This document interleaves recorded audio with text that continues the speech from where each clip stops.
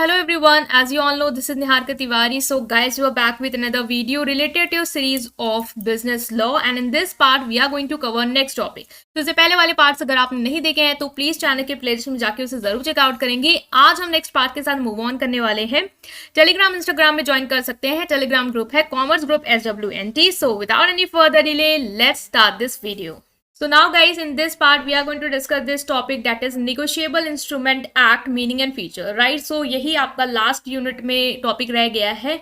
इसके बाद पूरा बिजनेस लॉ का जो भी आपका सिलेबस है वो कवर्ड है, ठीक है। कंपनी लॉ जिसके भी सिलेबस में बिजनेस लॉ में ऐड किया गया है, तो कंपनी लॉ की अलग से प्लेलिस्ट है, आप उसको वहाँ पे चेकआउट करेंगे। सो नेगोशिएबल इंस्ट्रूमेंट एक्ट क्या है, मीनिंग ऑफ फीचर्स को डिस्कस करेंगे। सो अगर आप नेगोशिएबल इंस्ट्रूमेंट एक्ट का इंट्रोडक्शन लें तो ये एक्ट कब आया, ठीक है, इस एक्ट में है क्या। तो this act is enacted to define and amend laws relating to promissory note, bills of exchange and cheque. अगर आप कॉमर्स बैकग्राउंड से हैं तो आपने कॉमर्स में बिजनेस जो आपका था, ठीक है, एक सब्जेक्ट था, उसमें आपने पढ़ा होगा बिजनेस स्टडीज में promissory note, bills of exchange और चेक, ये सारी चीज़ें। तो इसी एक्ट में ये सारी चीज़ें कवर अप होती हैं, ठीक है। तो इस एक्ट में जो भी प्रॉमिसरी नोट है, जो हम आगे डिटेल में पढ़ेंगे कि प्रॉमिसरी नोट क्या होता है, जो बहुत बच्चे साइंस बैकग्राउंड से होंगे जिन्होंने ये सब चीज़ें नहीं पढ़ी होंगी। तो प्रॉमिसरी नोट क्या होता है, बिल्स ऑफ एक्सचेंज क्या है, चेक बेसिकली सबने सुना होगा। इसके रिगार्डिंग इस एक्ट में लॉज हैं, ठीक है, रूल्स हैं कि क्या क्या चीज़ें इनसे रिगार्डिंग होने वाला है, ठीक है। अगर आप कोई प्रॉमिसरी नोट लेते हैं तो क्या क्या चीज़ें आप पे अप्लाई होती हैं एज अ होल्डर, ठीक है। तो वो सारी चीज़ें हम यहाँ पे पढ़ेंगे। और ये जो एक्ट है इसमें इन्हीं से रिलेटेड, इसी के लॉ से रिलेटेड रूल्स एंड रेगुलेशन होते हैं जो ये डिफाइन करता है, और जो भी ये चेंजेस होते हैं और मेकिंग इट मोर बेटर, वो सब चीज़ें हम इसमें पढ़ेंगे। ये एक्ट जो है वो पूरे इंडिया में एप्लीकेबल है, जम्मू एंड कश्मीर में भी, ठीक है। ऐसा नहीं कि वो एक्सक्लूडेड है, वहाँ पे भी ये एक्ट जो है वो अप्लाई होगा। और ये आया कब था फोर्स पे, 1 मार्च 1882, ठीक है, 1882 1 मार्च में ये जो एक्ट है वो फोर्स पे आया, ठीक है, बना 1881 और अप्लाई कब हो गया, 1 मार्च 1882। नेक्स्ट जो यहाँ पे है वो है कि इसकी मीनिंग क्या होगी। इंट्रोडक्शन हो गया नेगोशिएबल इंस्ट्रूमेंट एक्ट का, ही ये कब आया और किस के रिगार्डिंग ये है। नेक्स्ट आता है कि ये है नेगोशिएबल इंस्ट्रूमेंट एक्ट। तो नेगोशिएबल इंस्ट्रूमेंट में हम सबसे पहले बात करेंगे कि नेगोशिएबल इंस्ट्रूमेंट क्या होता है, राइट। सो नेगोशिएशन या निगोशिएट करना, ये तो आपने सुना होगा। जैसे निगोशिएशन का एक सिनोनिम्स ले सकते हैं हम, बार्गेनिंग, ठीक है, कि आपने अपना रुपीज़ रखा, उन्होंने अपना रुपीज़ रखा and you are just bargaining. तो वो एक हमने टर्मोलॉजी पढ़ी है निगोशिएशन को लेके कि निगोशिएट कर लेते हैं, तुम्हारी भी और अपनी भी, एक ऐसे रास्ते पे आ जाते हैं जिसमें दोनों लोग क्या है, रेडी हैं, वो वाला पढ़ा है आपने निगोशिएशन। यहाँ भी क्या है, ये इंस्ट्रूमेंट के रिगार्डिंग है। इंस्ट्रूमेंट मतलब क्या होता है, एक पीस ऑफ पेपर, और निगोशिएशन यहाँ पे मतलब है ट्रांसफरबिलिटी। ट्रांसफरबिलिटी का सेंस होगा यहाँ पे in case of your business law. Negotiable instrument means ऐसा इंस्ट्रूमेंट या ऐसा पीस ऑफ पेपर जो क्या हो, ट्रांसफरेबल हो, मतलब कि एक पर्सन से दूसरे पर्सन, दूसरे पर्सन से तीसरे पर्सन, वो क्या कर पाए, मूव होता रहे, ट्रांसफर करता रहे। जैसे मेरे पास अगर कोई बिल ऑफ एक्सचेंज है, ठीक है, मैं उसके अगर होल्डर हूं तो मैं उसको आपको दे सकती हूँ। कैसे दे सकती हूँ, लाइक मान लो मेरे पास 1000 का है और मुझे पैसों की तुरंत जरूरत है, एज वो इंस्ट्रूमेंट है, ठीक है, तो उसको कैश कराना होगा। तो कैश मान लो वो तभी हो सकता था जब उसकी डेट थी ड्यू, ठीक है, मान लो उसकी जो ड्यू डेट है वो 1 महीने बाद है और मुझे पैसों की जरूरत अभी है, तो फिर मैं क्या कर सकती हूँ, उस नेगोशिएबल इंस्ट्रूमेंट को आपको दे सकती हूँ। 1000 का आपने मान लो मुझे 900 रुपीज दे दी और आपको मैंने वो 1000 का दे दिया। अब आपने मुझे 900 क्यों दिए, क्योंकि अगर आप उसको रख रहे हो तो फिर आप भी कुछ पैसा कमाना चाहोगे ना, उससे अपना प्रॉफिट आप क्यों लोगे उसको 1000 में 1000 और फिर आप वेट करो उतने टाइम तक, क्योंकि फिर आप जाके जिसने मुझे वो इंस्ट्रूमेंट दिया था उससे जाके पैसे ले पाओगे, ठीक है। तो इसलिए ये जो इंस्ट्रूमेंट होता है वो क्या होता है, ट्रांसफरेबल होता है। मीन्स आप पास कर सकते हो, अगर आपको रिक्वायरमेंट है उसको ऑन द स्पॉट उसको तुड़वाने की कह सकते हैं, तो फिर आप वो कर सकते हो। तो नेगोशिएबल इंस्ट्रूमेंट क्या है, ऐसे इंस्ट्रूमेंट या ऐसा पीस ऑफ पेपर जो क्या हो, ट्रांसफरेबल हो। तो ये है इसकी कहीं ना कहीं meaning. A negotiable instrument is actually a written document and is transferable. दो फीचर याद रखने, एक तो रिटन डॉक्यूमेंट होता है मतलब लिखा होता है, और दूसरा होता है कि ट्रांसफरेबल, मतलब ऐसा नहीं है कि ऐसा डॉक्यूमेंट, मतलब ऐसा नहीं है कि ऐसा है कि ओरली आपने कह दिया कि मान लो, अब पूरा कॉन्सेप्ट समझने की कोशिश करते हैं। मान लो जैसे ए पर्सन है, ठीक है, इनसे गुड्स जो है वो बी ने लिए थे, ठीक है, और ए जो है, ए ने बी से कहा कि पेमेंट कर दो 1000 का, ठीक है, बी ने कहा कि अभी मेरे पास जो है वो पैसे नहीं है, मैं अभी पेमेंट नहीं कर सकता। तो उसने क्या किया कि एज अ कि प्रॉमिस करने के लिए कि मैं तुम्हें पैसा दूंगा, उसने एक प्रॉमिसरी नोट मान लो बना दी कि मैं मेरा नाम जो भी है ये आपको प्रॉमिस करता हूँ कि इस तारीख को मैं आपको 1000 रुपीज पे करूंगा, जिसको मिस्टर ए को मिस्टर बी ने ऐसे करके एक इन्हें प्रॉमिसरी नोट दे दी।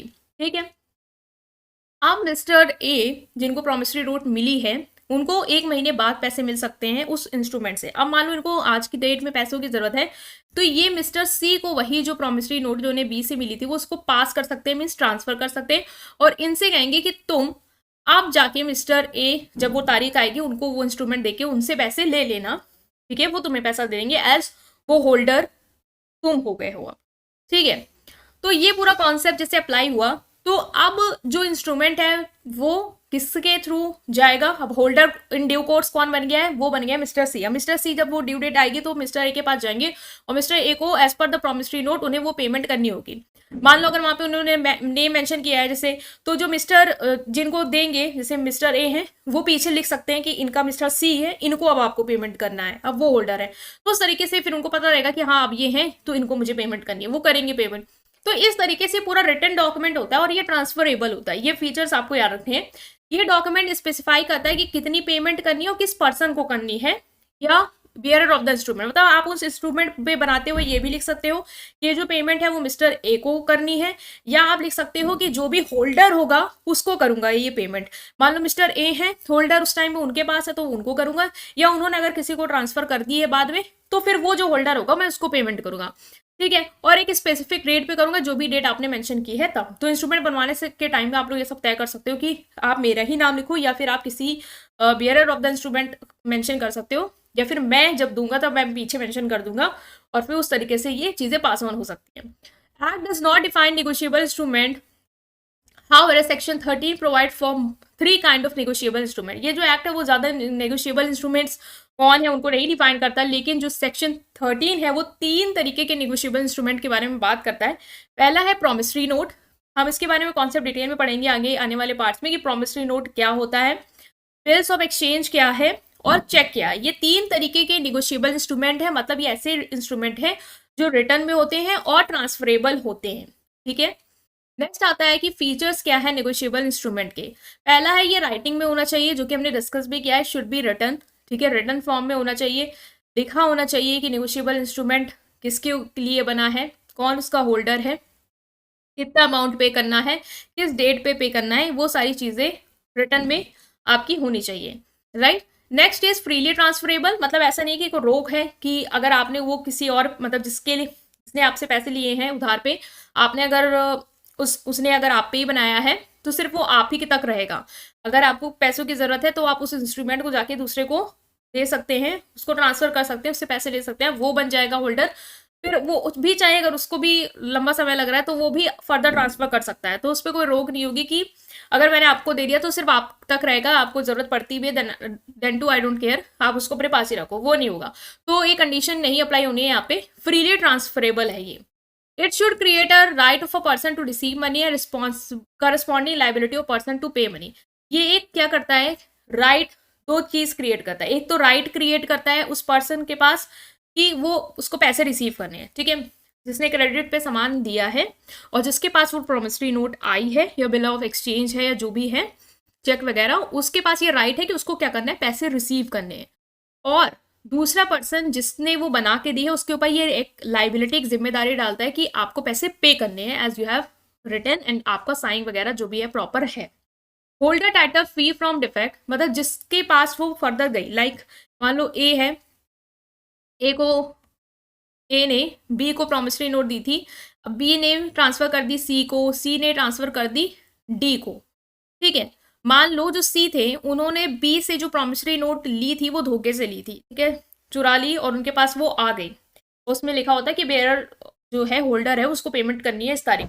अब होल्डर तो भाई सी बने और सी ने वही फ्रॉड वाली नोट किसको दी, डी को दे दी प्रॉमिसरी नोट। तो अब जो डी है उनको तो इस बारे में नहीं पता था कि वो चोरी की है या जो भी, उन्होंने as a in a good faith honesty के साथ उसे एक्सेप्ट किया विदाउट डूइंग कि कोई भी डिफेक्ट है। इसीलिए ये माना जाएगा कि जो होल्डर टाइटल है वो किसी भी डिफेक्ट से क्या है, फ्री है।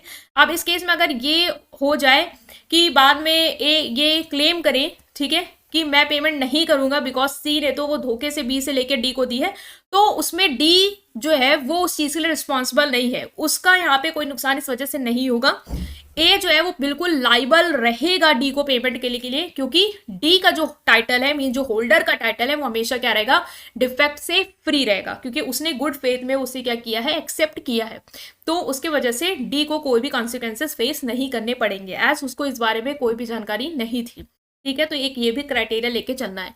Holder in due course is one who received the instrument for consideration and without notice as to defect in the title or transfer in good faith and before maturity.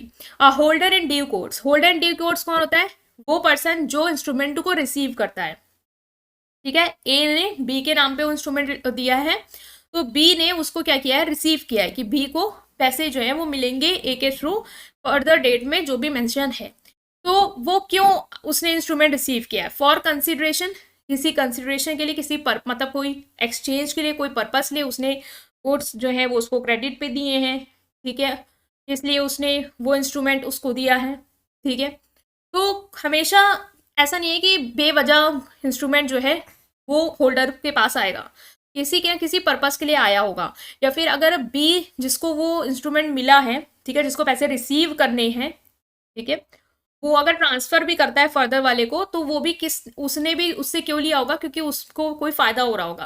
Like 1000 का वो 900 में दे रहा है, तो अब उसके पास 1000 का प्रॉमिसरी नोट आ जाएगा, उसको सिर्फ 900 पे करने पड़े। तो फर्दर जब वो डेट आएगी तो वो रियल जो पर्सन था जिसने वो बनाई हुई थी, मेकर था, उससे जाके पूरे पैसे ही लेगा 1000, तो उसको 100 रुपए का क्या होगा, फायदा हो जाएगा इस तरीके से। तो कंसिडरेशन के लिए पूरा पर्पस से ये इंस्ट्रूमेंट का ट्रांसफर होता है, बिना पर्पस या बिना किसी एक्सचेंज के वो नहीं होगा। Without notice as to defect the title transferor in good faith and before maturity. वही है कि जो होल्डर इन ड्यू कोर्स है, जो होल्डर है मतलब जिसके पास फाइनली जो इंस्ट्रूमेंट है वो होल्ड कर रहा है, वो उसका जो टाइटल होगा वो किसी भी डिफेक्ट से फ्री होगा। मान लो ट्रांसफरर जो है उसने कोई डिफेक्ट किया भी होगा, तो उससे उसका कोई वो नहीं रहेगा कि उसको कोई नुकसान उस वजह से फेस करना पड़ेगा, क्योंकि उसने तो बिल्कुल ऑनेस्टी के साथ एक्सेप्ट किया था। मुझे तो नहीं पता था कि आप वो चुरा के लाएं या कहाँ से लाएं, तो मैंने गुड फेथ में उसे एक्सेप्ट किया, तो मेरा जो टाइटल है वो बिना किस जो डिफेक्ट है उससे फ्री रहेगा, मुझे मेरा पेमेंट मिलेगा ऑन द ड्यू डेट, मुझे उससे कोई फर्क नहीं पड़ता। आप अपना लोग मैटर समझो केस कोर्ट पे, मेरा पेमेंट मुझे मिलेगा as I am the holder in due course before maturity. ठीक है, without notice as to defect in the title transfer in good faith and before maturity. Transferability क्या है? Negotiable instrument can be transferred infinite time, मतलब कि जो negotiable instrument है वो आप नंबर ऑफ टाइम्स उसको क्या कर सकते हैं, ट्रांसफर कर सकते हैं, एक पर्सन से दूसरे पर्सन से तीसरे पर्सन, जब तक उसका पेमेंट नहीं हो जाता तब तक। ठीक है, जब तक ड्यू डेट नहीं आ जाती और उसका फाइनल पेमेंट नहीं हो जाता तब तक वो इंस्ट्रूमेंट क्या है, मूव करता रहेगा, ट्रांसफर करता रहेगा, अगर आप ट्रांसफर करना चाहते हैं तो। ठीक है, तो ट्रांसफरेबल होता है, फ्रीली ट्रांसफरेबल होता है, ये तो हमने डिस्कस भी किया था, तो वही चीज़ है। तो ये था आपका पूरा कॉन्सेप्ट निगोशिएबल इंस्ट्रूमेंट एक्ट का, और यहाँ पे डिस्कस किया कि मीनिंग क्या है और क्या फीचर्स है निगोशिएबल इंस्ट्रूमेंट के। आई होप आप समझ पाए। स्टिल कोई भी डाउट है उसे कमेंट सेक्शन में पूछेंगे, वीडियो को लाइक करेंगे, चैनल को सब्सक्राइब करेंगे। Thank you.